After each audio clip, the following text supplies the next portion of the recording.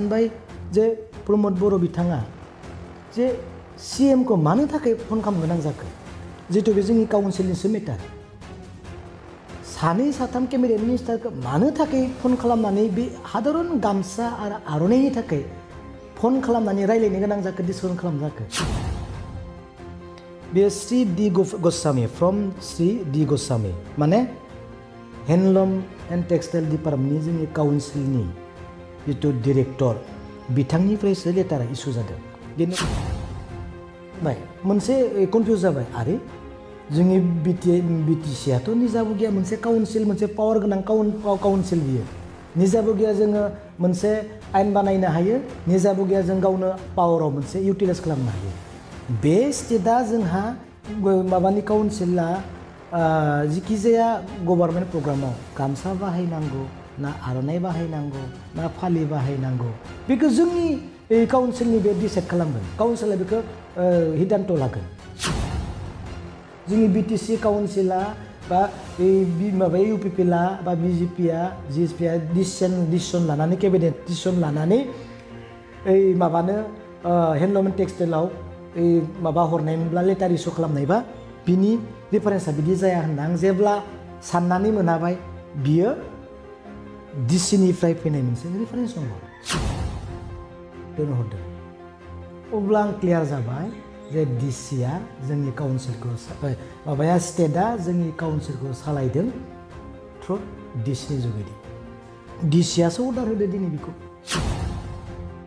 जोंनि काउन्सिला पावार दङ जे स्टेटआ लेसर बेलाय जोंनो फान्डिंसो होगोन सानै मानसि दङ नङा बिराद गोरों जोंहा जितु राजनीति नेता बिसोर मानो बुङाखै सिस्टेमा बिदि नङा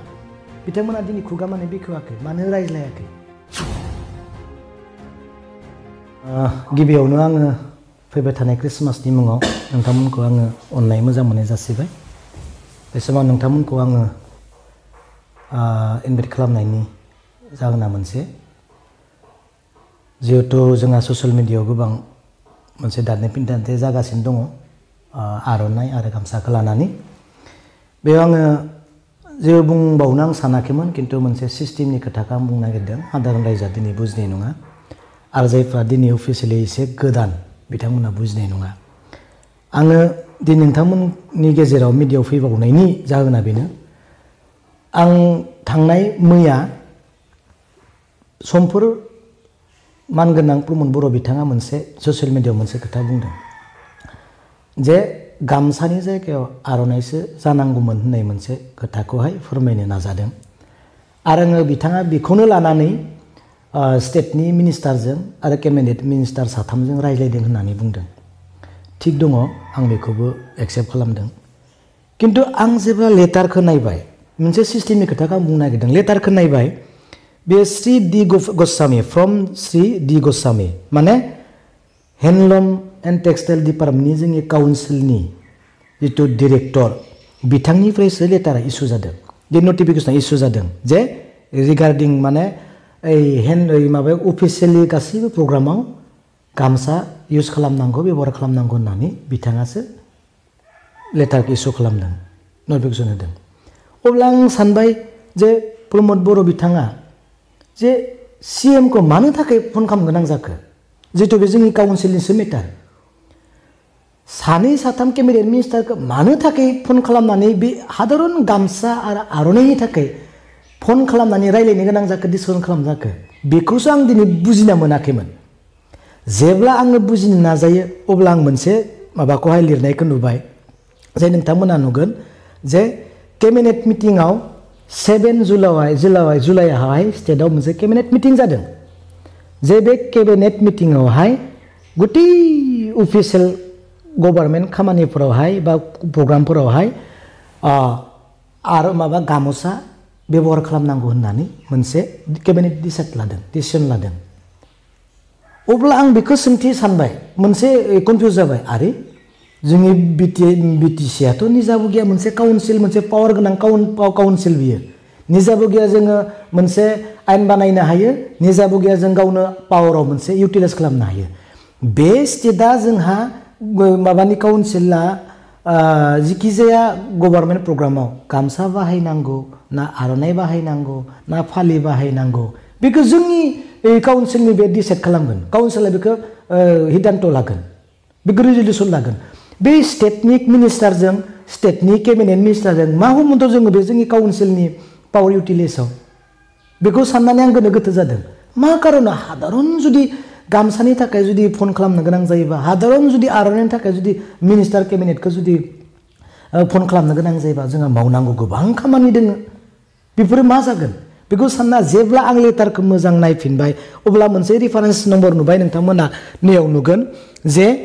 reference number KDP 40/2021-36 dated 16 November आरो मोनसे आं कनफिउज जालायबाय बे रेफारेन्स नम्बरा मा सोरनिफ्राय फैदो बे रेफारेन्स नम्बरा BTCनि रेफारेन्स नम्बराथ' बे नङा जोंनि BTC काउन्सिला बा माबा UPPला बा BJPआ GSPआ डिसिसन लानानै केबिनेट डिसिसन लानानै माबानो हेन्डलुम एन्ड टेक्सटाइलाव माबा हरनायमोनब्ला लेटार इस्यु खालामनायबा बिनि रेफारेन्सा बिदि जाया होनना आं जेब्ला साननानै मोनाबाय बियो DCनिफ्राय फैनाय मोनसे रेफारेन्स नम्बर अब्ला आं बुजिबाय जे केबिनेट जिथु डिसिसन स्टेटनि बिथांमोना DCनो लेटार गांसे हरदों आरो DCआ नैबे हेन्डलुम एन्ड टेक्सटाइलनि डिरेक्टरनो हरदों अब्ला आं क्लियार जाबाय जे DCआ जोंनि काउन्सिलखौ माबाया स्टेटआ जोंनि काउन्सिलखौ सालायदों थ्रु DCनि जुगेदि DCआसो अर्डार होदो दिनै बेखौ दिनै गाबोननो जुदि जोंनि हेन्डलुम एन्ड टेक्सटाइलनि जिथु EM बिथाङा जुदि केबिनेट लिंनानै आर'नाइखौ गुतै अफिसियेल प्रग्रामाव बाहायनांगौ होननानै जुदि डिसिसन लायोबा नटिफिकेसन होयोबा गासैबो मानिगोन जे बिटिआर एकर्डखौ सनमान होनानै आर'नाइ बाहायनांगौ होनना बुङोबा गाबोननो मानिनांगोन कारण पावारफुल बेबो सासे EMआबो पावार दङ जोंनि काउन्सिला पावार दङ जे स्टेटआ लेसर बेलाय जोंनो फान्डिंसो होगोन जोङो फैसासो हरनांगौ जों बाहायनांगौ बाहायनाङा स्टेटआ जोंखौ बाहायनो गोनां जोंनि थाखाय रायलायनो गोनां मा दरखार आगे पिछेथ' जोङो माबा गामसा आरो आर'नाइखौनो बाहायखायो बेफोरनि खेलाखौ दिनै हादर रायजोआ बुजि मोनाखै बुंबा दिनै दाय जायो सिस्टेमखौ बुजिनांगोन